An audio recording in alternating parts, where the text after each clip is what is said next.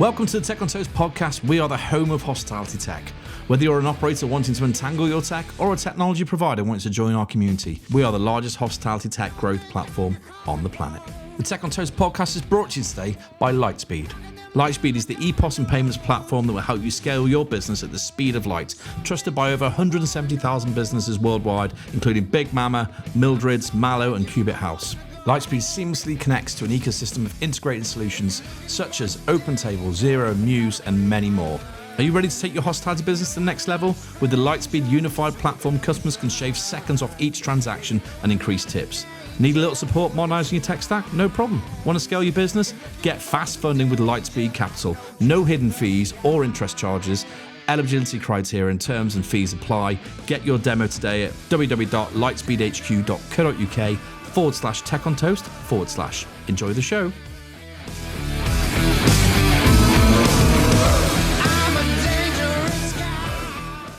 Welcome to the next episode of Tech on Toast podcast. I'm delighted to be joined by Ian Chambers, founder and CEO of App4. How are you, my friend? Not too bad. It's the afternoon. We got there in the end. And are you just doing this today? You're having a day out in London, or you've got some customers to see? No, today is just literally a day out, and don't tell the staff. But it is. Well, unfortunately, you've just told them. Yeah, it is. Yeah. So tell us a little bit about you before we start, because obviously, I mean, how long is App4? How far does that date back in your career before anything else you did? App4 as a legal entity goes back 10 years as our 10th year. Actually, as a business before that, we were probably doing about 2 or 3 years before as a kind of I'm not saying bedroom business, but under the radar, we were doing dev and trials, and we had 20 businesses that we convinced to take our software before it was tried and tested. Right, okay. And then we decided to raise some money and become App4 in 2014. And was it easy? Was it easier raising money back then than it is now? I hear. Was that? For me, it was fairly easy because I got my 2 old bosses to basically write me a check. Yes, it probably was a lot easier in those days. We were fortunate enough not really to have taken much finance at all over the years and been a cash positive business. But yeah, it probably was easier. Certainly it isn't at the moment. You certainly have to give everything away and promise the world to be able to get anything these days. Yes. And what were you doing before App4? Was your background in tech? It's always been in tech, sort of in the food industry. Before that, I was in agriculture, but it was free-range eggs. Right, okay. I used to work for a privately owned company that produced about a third of all the free-range eggs in the country. Wow, I did not know that. Yeah, and I did software for them. Basically brought me in to build their software system out because it was fairly bespoke. So we had transport systems, management systems, accounting systems, control systems, ops systems, everything that was related to chicken. So if you ever need to know anything about eggs or chicken, you're the man. Don't bother asking me because I've probably forgot. The next special episode on eggs, we will have you in. That's it. Yeah. And what made you? What madness did you think? I'll go into hospitality then and serve those people. Weirdly, I was on a works do, sat talking to the owner of a restaurant that we used to go to on a regular basis. And he knew what I did in terms of software. And before that, I was doing websites for all the businesses before. And he said, I've signed up for this business. They're charging me X amount of commission. I bet you could build me a website and do it cheaper. And it was kind of like drawn on the back of a napkin. Here's a fag packet calculation. Yeah, we could probably do it for you. And spent a couple of months working with him to build something out, proved a concept for it. And the rest, they say, is history. It's not quite like the writing on a napkin for some footballers do, but mine was a very similar concept. And I think one of the key things that App4 talks about, or I've spoken to, is it Michelle about, is about the I suppose the power of, because I always say about measuring return on investment is difficult, right? It's very hard to buy tech and say you spend X, you get Y. But actually, in your case, it's slightly different because you can see the uplifts, can't you, across the channels. By installing you. How are you guys doing that? What I suppose if you had to give your best pitch of what App4 is, tell us what it is. App4 is a complete solution for your customer ordering. So our speciality is getting your customers to order from you directly. Yeah. Whether that's through an app, through a QR code, through self-service kiosks. We want the customer to engage with you directly so that you're not paying commissions and you're not paying charges that aren't required because somebody else is servicing it for you. You're servicing your customers direct. You're providing a branded solution so the customer's used to you, they're used to your style, even the way that we present the apps and the systems for your customer. They're used to your way of doing things. And then really giving you the power then to manage that data so that you can then enhance what the customer does for you. So you can get the customer to not only order and pay for themselves, but you can also get them to give you a bit more information so you can then tailor their offerings. You can offer them a loyalty system that's based on what they do in their practices in your businesses. So, and also being able to offer that across the suite. So it's not just, oh yeah, next time you order online, you get a discount, but next time you come in, you can have a discount when you order at the table, or next time you use the kiosk, you can actually get a discount that's specific to the kiosk. So it's about tailoring the journey for the customer, but always keeping it central to the brand or to the business that we're looking after. I think it's really interesting. You were talking there about data and the feeling that you're within the brand you kind of entered into, right? It's like often like if you go to a restaurant and you walk in the middle and suddenly it changes because you're in a third-party platform. Yeah. But it's so important to keep that like aligned journey going through. How much are you influencing loyalty then? Because the loyalty side of it I find really interesting, because where you're plugging into third parties or going outside of the four walls to do stuff, it becomes a bit more tricky. You guys seem to have quite so it's a branded flow, is it all the way through? Yeah, we try and keep everything on brand all the way through. And again, it depends on the customer and the size and the scale of their business and on what we're dealing with. Because at the end of the day, yes, we provide most of the things that they require. Certainly from a customer ordering point of view, we provide everything they need. But ultimately, we stick to our knitting, as we say. That's our forte. But then we also work with companies like Como for loyalty as well, so that we can integrate those directly into our system. They can use all the benefits of what they have on top of that, and then we can also then link that into their POS provider and everything else. But really the loyalty side is that stickiness, like you say earlier. So it's about actually making that customer want to stay with you, continue to come back to you, and to spend more with you. And that depends on how you want to do it. Loyalty isn't just, here's £5 off your next order. It's actually about giving them something that they'll want to use themselves that's specific or more tailored to that particular person. Yeah, and I think the stickiness of those customers is absolutely crucial these days with all the headwinds and everything everyone's facing. Being able to keep a customer in. When people come to you, I suppose, when they're in the stage of looking at maybe working with you or doing something with you, what kind of stage are they at in their tech journey? Do you get a mixture of small business and larger business coming to you? Yes, I mean all of the above. Yeah, all of the above. I mean, the reality of it is that we've been in it a long time, 10 years or plus. But we see our customer spread in kind of three categories. We have the kind of the ones and twos, or the owner occupier, the mama and papa business, basically. And they could be new businesses or existing businesses. We have this kind of mid-flow business, which is kind of the 5 to 50 outlet kind of operations. May that be multiple franchises or outlets of the same business, or just the guy that owns multiple businesses himself. And then we have the kind of the larger end of the scale, the 100, 150 plus outlets that we deal with, and the large brands and franchises that we manage and help them run their business from an online ordering point of view as well. So we cover all the spectrums. And in that tech journey is very different, as you can imagine. Yes. The ones and twos and the mids come to us for pretty much a full solution. They use our software for everything, they integrate into most platforms like Deliverect and Hubrise and those kinds of places and software. And also then we then look at direct integrations into POS systems like Revel and Zonal, which are the kind of the larger end of the scale, where those businesses are using their entire platform internally, and we're just passing them the data so they can manage it. And again, we try and have a single source of truth. Typically, we like that to be the POS, because that's where most of the data is going to go through, and that's what operationally is used in store as well as sort of centrally managed. But sometimes that ends up being us as well, so we have to broker the data for them backwards and forwards. And data is absolutely huge. I just said I had Victoria Searle in here from Data Hawks just prior to you recording today, and she was talking about the power of data and how much actually data is kind of flowing now into the industry, and how much, but the use of it is becoming challenging, maybe potentially. How do you deliver it back to the customers? Is it do you have to be quite specific in terms of reporting, or do they have much control over that?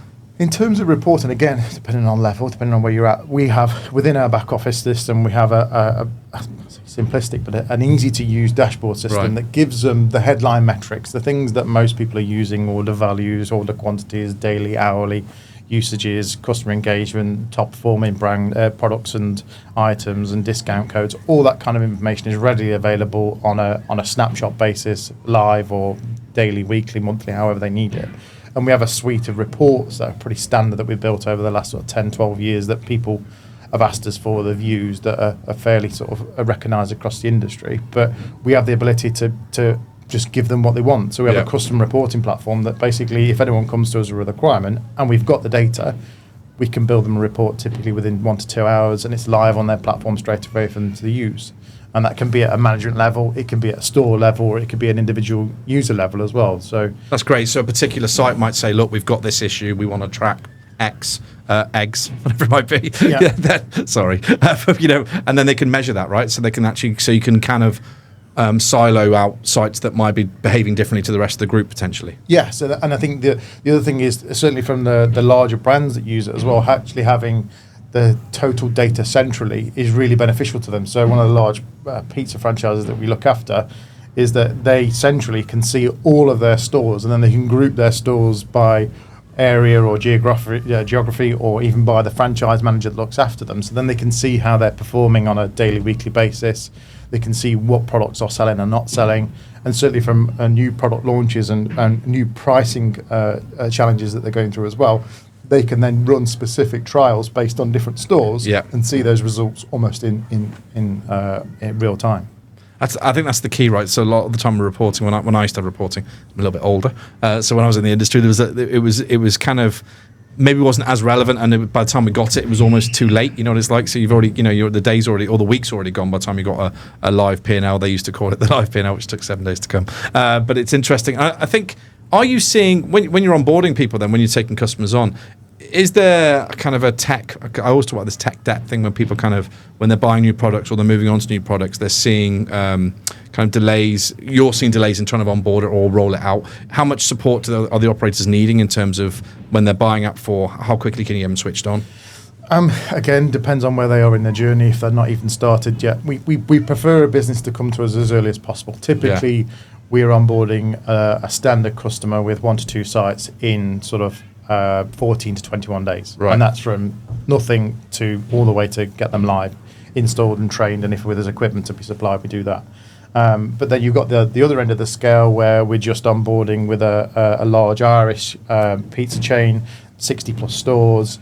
That entire process has been 12 months because actually they're replacing their complete tech stack internally. So they've got a new POS provider, they've got new loyalty, got all of us going in for sounds online painful. ordering. It is a very, well, actually not painful, lengthy. It has been a lengthy process. I mean, the original conversation about starting it must have been 18 months ago. So, right. And it's going live at the end of this month. So it's a very long process. But actually, there's 4 or 5 core parties involved in it, and that's BI, that's the POS, Como as loyalty as well, and ourselves. Yeah. So it's actually bringing that stack together to deliver it, and tomorrow after this I'm in Dublin for the day, starting that training process with their internal management team, and that's been key for them, is actually having access to us and the systems for their internal management system, because historically the system had before, they didn't. Every time they wanted something, they sent an email to somewhere in America, and 5 weeks later they got a response. It's the missing. It's always the missing piece. I was talking to someone the other day about support this year being more important than almost feature-led products, like as in the support you can give your customers, because often they don't want to change if they don't have to, and they just want help on the things that don't work for them. And all tech breaks, right? Or breaks, or has. Functions fail or whatever occasionally, like Apple breaks. It's not like everything is working all the time. So is that something you pride yourself, because you yourself are going to, did you say you're going to Dublin? Yes. Yeah, there you go, perfect. Do they roll you out for all the onboarding? No, they don't. No, it's the old wheel me out when you need to. But no, the reality of it is again, it's putting the right people in the right place at the right time. And I think sometimes I've been doing this for 10, 15 years, been doing software now for 25 years, and the reality of it is that I can go into a room and know a lot about hospitality. Actually started very early doors working in hospitality myself, so it helps to understand the business as well as actually the solution, because it's not just about the software, it's about how they're going to use it, how is their business going to need it, what kind of staff are involved, what's their training levels, what's their understanding like, and it's being able to sit and talk to those people. And it's not about this is how you use our product. It's about how can you use the product to make your lives easier. Yeah, it's a bit of a discovery process, isn't it? Because I think a lot of the time, or some tech companies may have cut and run in terms of sold and run. I call it kind of they may. You're smiling. they might sell something and then they're off to the next one, right? Which whatever. I understand. But from an operational point of view, there's no point you selling something that they then don't use or don't adopt or don't roll out? No, it's quite interesting. And again, you say about the companies that sell and run, but reality of it is, in our business, we've our two largest departments. One is our development and technical department, and the second is our customer support. Yep. They're both the same size in terms of staffing, but they're their most important departments. Actually, our smallest department is sales, but don't tell Michelle that. And it's really, Again, she's going to hear. it's really important that actually the technical side of it and the support of it is the forefront of what we do, because software is software, right? And build it correctly, it very rarely has an issue, and it might be a bug or a glitch, or the tech guys will tell me it's a feature, but it's definitely a bug. But from our point of view is that giving you the software is the first part of it. The second thing is helping you use it and get the most out of it, and that's what our support team is for. It's what Michelle's there for later down the line as we go through an account management and a business improvement process. It's everyone can do software that does software, but actually delivering it, making it work, and ultimately getting the most out of it. And typically we want that to be orders and transactions and order values. But sometimes it's other things. It's staff's time savings. It's an improvement in process. It's actually having something that your competitors don't, from not just from a technical point of view, but actually from an operational point of view as well. Yeah, I totally agree, and I think that for a long time, as tech's blown up, and obviously it's lots of solutions to lots of things, but the reality is our problems are evergreen in hospitality generally. We tend to see the same issues over and over again, and I think the ones that can provide that service, that kind of level of care in terms of making sure, obviously the operators have to do their part and use the product properly, but I think the providers that can enable that support for a lengthy period of time and be consistent with it, they become very sticky in businesses very quickly. They do, and I think we see in our own business, we've got 90-95% retention rate of our customers. Yeah. Of those original 20 businesses that signed up, God knows how long ago, it feels like a lifetime, 12, 13 years ago, there's still, I think, 14 or 15 in those businesses. It's amazing. Us. And some of those left and during COVID and never came back, is the honest answer, of their own accord. But the reality of it is that we do retain our customers because we do provide the service, do provide the technology that works. And I think one of our Faraway, which is one of our longest standing businesses, has been with us. Oh, I love them. Great business to look at. They joined us. Mario joined us with his first shop, what was probably 6-7 years ago, and now there are 156 stores. Yeah, that was a good one to get. Yeah, so it was a good one to get. They've stayed with us. We've helped them. We've developed it. There's a lot that goes into it. They've got a very mixed tech stack across their stores as well. So we integrate into their POS and other bits and bobs for them. And that's again is that we're kind of agnostic of hardware and software and other things that are outside of our remit. And if people want us to integrate to it to make their life easier, that's fine by us. And that you would argue is proper hospitality tech, right? The fact that you're saying, okay, I get how you work, we'll work with you. Yes. Rather than sometimes I feel like we make them put a square peg in a round hole potentially. Yes, we again, with some of the larger customers we've worked with recently, is that where we've gone up against other businesses is that, and the reason we've won it is because we haven't said, you have to. This is you can have our car as long as it's black and it's got 4 wheels. Yes. We don't go like that. We say, right, we're happily one of the 4 wheels on the car. What the other 3 wheels are and how you want it to look, we don't care. But we are one of those important wheels that you need to have on the car, and then we'll work with the rest of them to make sure you get the best journey out of it. And I think that's kind of the way we see it. Yeah, I think that collaboration is, and that's the way the industry is, right? And always has been. And on that note, you've been around serving this industry, I suppose, for 14 years, I think you said, with App4, or with the first iteration of App4, after the eggs. And what have you seen? I suppose what's been the big changes you've seen in the industry, just generally, or is it, as I say, is it evergreen problems? No. I think the reality of it is that a lot has changed in that time. But when we first kind of started out, it was just there was a very big educational piece that people typically 30% of online orders for takeaways. That was the kind of the volume. Yeah. Realistically, now it's 70-80% of takeaway orders are done online or done in a digital way. And then we were kind of getting into table ordering and starting to get into kind of self-service kiosks and self-service in app through app back in sort of 2017, 2018. Kiosks were only I'm trying to think who had kiosks then? Mackey's, not many. McDonald's, yeah. But the reality of it is we started to move into that well before COVID and all those other things that kind of forced tech into hospitality in a massive way. And we're starting to see traction with that. And we were, I'd say, unfortunate in a way that we got hit by COVID, because what that stopped us doing was employing staff and growing as fast as we kind of had planned. Yes, we grew, and there was a lot of business that came through what Boris forced everybody to do. But the reality of it was, is at the end of it, lots of businesses got rid of it because they didn't think they needed it. Yeah. And what we're seeing now is that lots of those businesses coming back to us. I was going to ask that, because QR code is like a Madonna, right? More comebacks than Madonna kind of thing. But finally, it looks like it might have found its home, right? I use it here. I mean, I won't even talk who the provider is, but when I'm working on my own, I like to just order my food and I don't really need a waiter. That I think it depends where you're at in your journey when you're eating. And are you finding that QR code is back, or is it still? Yes. I think done correctly and I agree. efficiently it is. I was the same as you here, who sat waiting for an hour or 2 hours to get some work done. I'd rather quickly order. Well, it wasn't as quick as I would hope, but I ordered on the service. Of course you would. Yes, no, I ordered on the service. You're probably the biggest critic, but yeah. I'm happy to send them my details. But yeah, we and a classic example of where QR code. We look after a large cafe in Derby called the Book Cafe, and a classic example of a business that came to us again before COVID and was saying, right, we want to put table ordering in because we've got all these tables laid out all the place, and where our till is in a bad place, and we end up with this stupid long queue. People walk in, see the queue, and walk out. So that's kind of why they wanted a table. Brilliant. Okay, we get that, and we started to put it in. I think it was December before COVID, and they got the technology in, and then they shut, and then they kind of never used it, reopened it, and they were the first to have it, and they saw the benefit straight away. Yeah. They've kept it the entire time, and now they've started to use kiosks. And what they see from the use of the QR and the kiosks is the uplift in the average order value.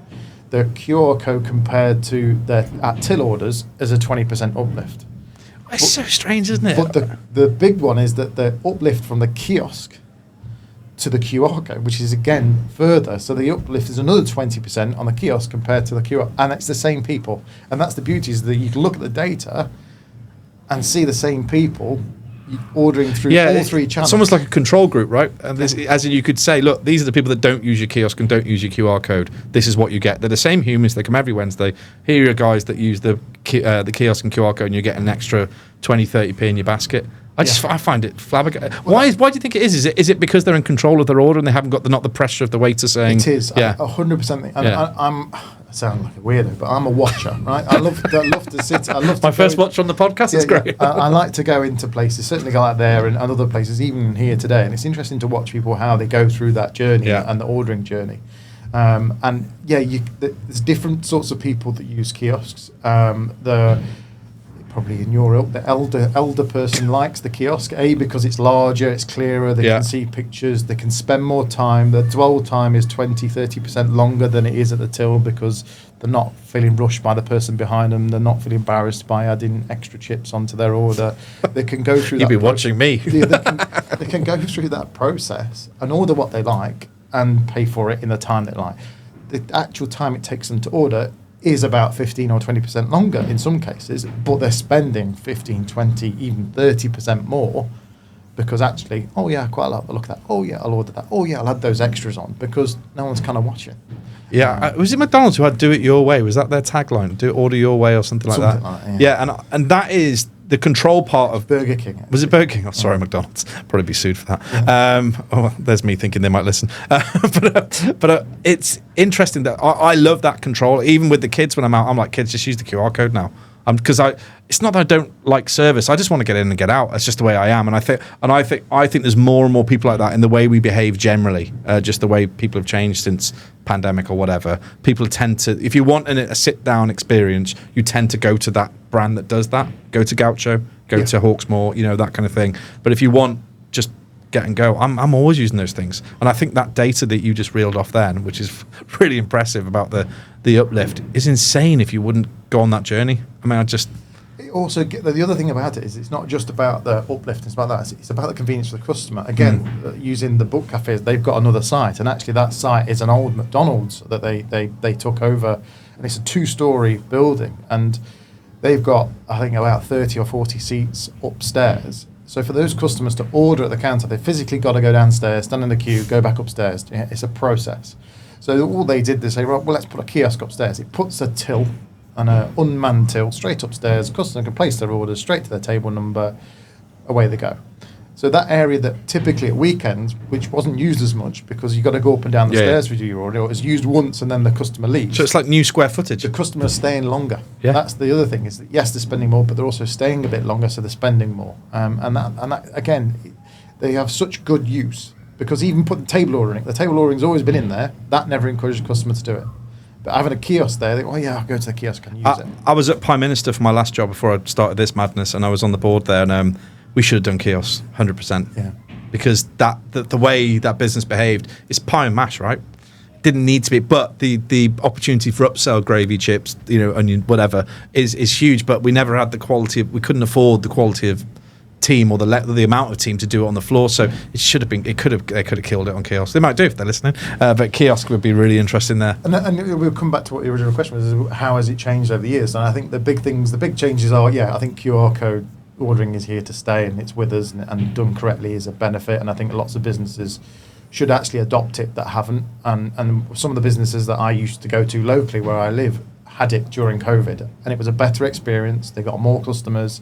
Yes, they probably actually needed slightly more staff. Yeah. But that's because they were delivering more product. Yeah. Right. And I think that sometimes is where they kind of guided themselves on that. They were, we'll get rid of this technology. Do you think it was frowned upon after the pandemic, as in not even looking at operational efficiency or money, or just going, oh yeah, we don't need, because that was a pandemic thing? Yeah, I think a lot of people felt like they were forced to have it. Yeah. They were technically. One of my customers is a classic example. Altrincham Market, large business, does very good transactions. Nick that runs and operates that came to me and said, I've got to put this table ordering in. I'm going to get rid of it as soon as I can, but can you do it for me? And in all three of my sites, but I need it in 6 weeks' time. And this is before they're reopening. I said, yeah, that's fine. They got a mixed setup, but they got 14, 15 kitchens and bars on each side. Oh, wow. So it was a beast. It was a beast. It was kind of like a box park style, but centrally managed, split orders. So we said, yeah, that's fine. We could do that. We delivered it. I still got it today, right? And it's operational. And his fear was that people went to places like Alti Market and Mackie Mare for the social experience. I'm going with my friends, we're going for a chat. He thought that them being on the phones would get in the way of that and it would be disruptive. It's actually completely opposite. No, I think that's Mackie Mare is great. It's just on the end of Northern Court, right? Is, yeah. Great building. And I think, are you in there? Is that you guys in there? Yeah. I've used you. You've got my data. Or Mackie Mare have got my data. But I think it adds to the social, the fact that you can do it at your pace, you split check, all that kind of stuff. Just, I think the days of when you're all on one and it's like, oh, you've got a bit, those places lend themselves to do it that way, I think. Well, the customers themselves gave the answer to him. It's like, Nick, we were sat reviewing it just before the end of his 12 months came up, and I said to him, I said, how are you feeling about it? And he's like, well, speak to these three guys here, the customers, and the guy's like, it's so much easier. He says, we used to waste 20 minutes, half an hour queuing to get our food or to get our drinks, and we spent no time together because we all went in different directions. Yeah. Whereas now they just sit there and the runners bring That's the a food. really good point, actually, because of the nature of I want a burger, you want Thai, whatever. They all go off in different ways. And yeah, actually, we went to, I was in, where was the one on Oxford Street? Is it Market Halls? Yes. I was in Market Halls last week having lunch, and I don't know who is their online ordering provider. It's not always that one. I'm sure you know, but anyway, but we used it again because same deal. You can order at the desk. We just did it from the table. So it was interesting, but and a good experience actually. And how do you see it? Looking at what's happened to now, how do you see it changing going forward? Because obviously you've been around for a long time. You've built to kind of match the customer's needs. Do you see it changing much, or is it going to be more consolidation on what we're talking about now? I think it is more consolidation. I think can tech add more to it? Yes, I think we can. There's more around personalisation. There's more around using the data to encourage the customer to come to you in the first place. I think that's part of it. Is actually it's not just about when they come to you, they spend some money, but actually get them to come to you rather than so going they don't somewhere lapse else. and disappear. Lapse. Yeah, and I think that's one of the big things that brands, certainly from a food ordering point of view, is that having their own app and an online ordering service is really important, because actually they might be using the platforms, Just Eats, the deliveries, the Ubers, the data stealers. Yes. I could say that. It's fine. The customer stealers, but and they go, well, yeah, but they deliver it and they do the marketing and da da da. They have all these. what appear to be valid reasons to use them.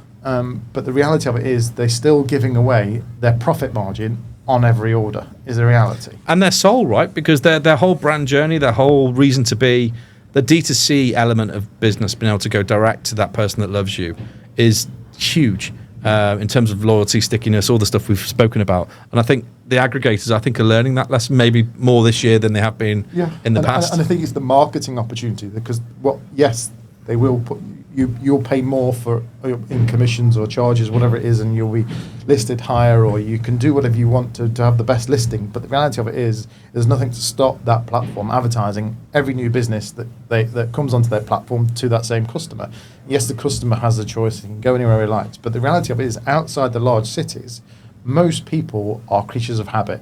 Most people go to 7 or 8 different places that they go to on a regular basis. They have 4 or 5 main takeaways that they go to, and actually if somewhere new comes in, one of the others drops off. Yeah. So actually having your own service and having your own app, people always used to say, oh, your app's not going to work because you'll end up with 500 apps on your phone. No, you don't. You probably end up with 6 or 7, or 8 or 9 for food places that you go to on a regular basis.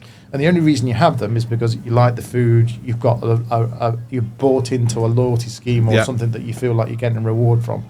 And McDonald's is a classic example. Is that one thing that gets me is that doing kiosks, people say to me, oh yeah, we need to get loyalty on there because McDonald's has got the loyalty. I sat in a McDonald's the other day, and it sounds like for too long, but for nearly 2 hours next to where the kiosk. Everyone skipped.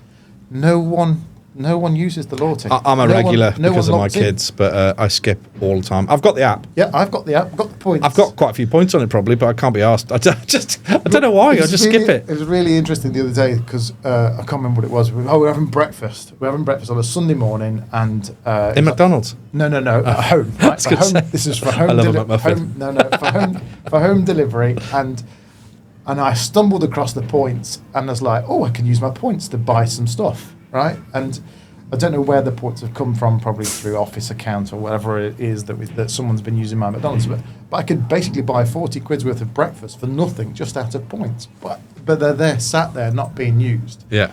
And how many other people have got points in their McDonald's accounts that they don't use? There must be millions. But there must be, and they're missing the transactions they could be picking on the kiosk. They're missing the transactions they could even get through the drive-through, and all those kinds of places where actually you can earn those points. But I don't think there's actually the value seen in the McDonald's loyalty, and I think that's something that. No, and it's like real estate on your phone. I was, when you were talking about the app thing, I was doing something with someone the other day. So go on your app usage and look at your top 5 apps. It was really funny. I was looking at mine going, that's embarrassing, because it was Sky Sports, my bank. I think Domino's, just embarrassing. I'm admitting this, but yeah, there was like 4 or 5 on. That's all I have. But I've got probably 200 on my phone. I would imagine. I think the aggregation of data and aggregation of yours as well is really critical, isn't it? And you mentioned Deliverect there, and there's obviously other solutions, Deliverect and Urban Piper, and the Hubrise kind of sits on its own at the side. And I think the reality of it is that bringing all your data together is great, but what's also happening in some of those businesses is they're also trying to become omni-channels for everything, and they're trying to take over the world themselves. And I think that's the other fear in hospitality, is that you go to what is a tech provider for bringing my orders together, and then all of a sudden they now want to do my delivery. They want to sell me a POS system. They want to do, and it's just like, well, what are you? Yeah. And I think, and again, that's why we believe in using best of breed is the best way to go. I was going to ask that question. It's one I often ask on the podcast about best in breed versus all in one. Is the answer depends who you are, I suppose? Or depends where you are in your. Yes and no. It depends on your journey. And it depends on what your business is. If you're a traditional small business that's turning over 150, 200 grand a year, then single solution with all the things is easier for you. Should do everything you need, and should keep your costs within a reasonable sector. Is the honest answer. Do you need to go off to 4 different places to get it? No, you can probably get it in 1 or 2 at most, right? We deal with a lot of businesses. We use a piece of software called Hubrise, which allows us to aggregate all their online orders together, bring it into delivery management as well, all port it through the App4 back office system. So there's one system, one receipt, one format, one letter of reporting, makes their life much easier. Yeah, right? That's your basic business, then that works perfectly for it. The ones in the middle, they're probably going to want to use a service like Urban Piper or Deliverect or something like that, because they've got that many channels. They might have virtual brands, might be other stuff that they need to deal with. They need to pull that through, usually through a POS system.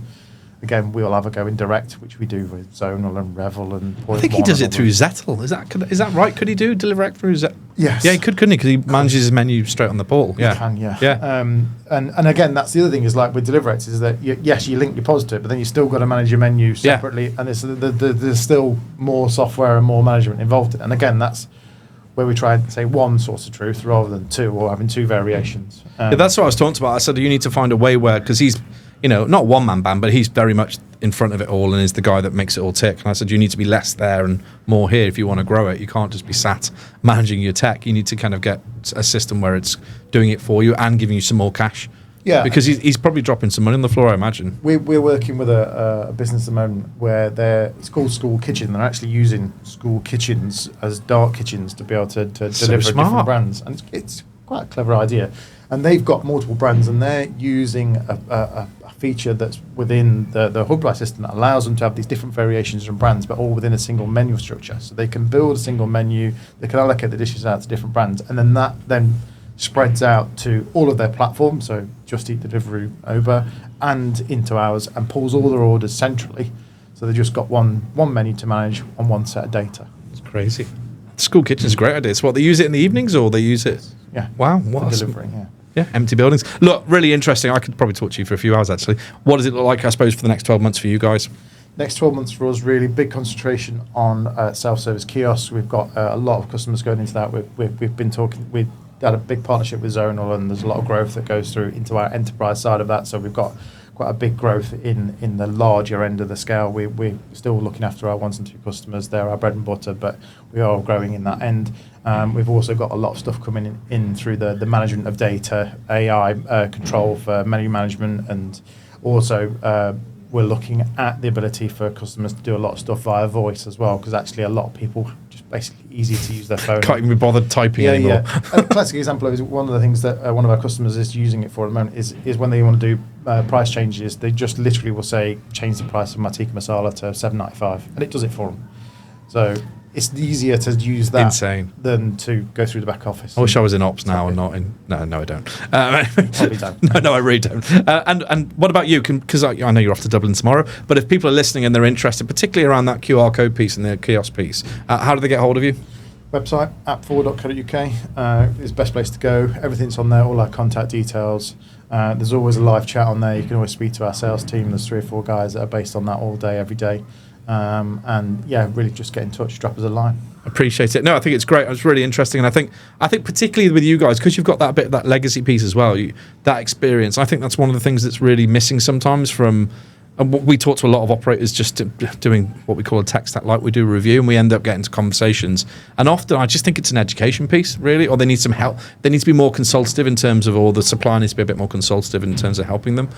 So yeah, I think your experience would be really relevant for that. So thank you very much. Appreciate you coming down. Safe trip to Dublin. How are you getting over there? Are you flying from here? Yeah. Well, Manchester tomorrow. So. Oh, you're back up and then across. Yeah, back up across and back over, and then back to Derby on Thursday, I think. So. Sounds like a fun week. All right. Well, thank you very much. Safe journey, and we'll see you soon. Cheers, Chris. Thanks.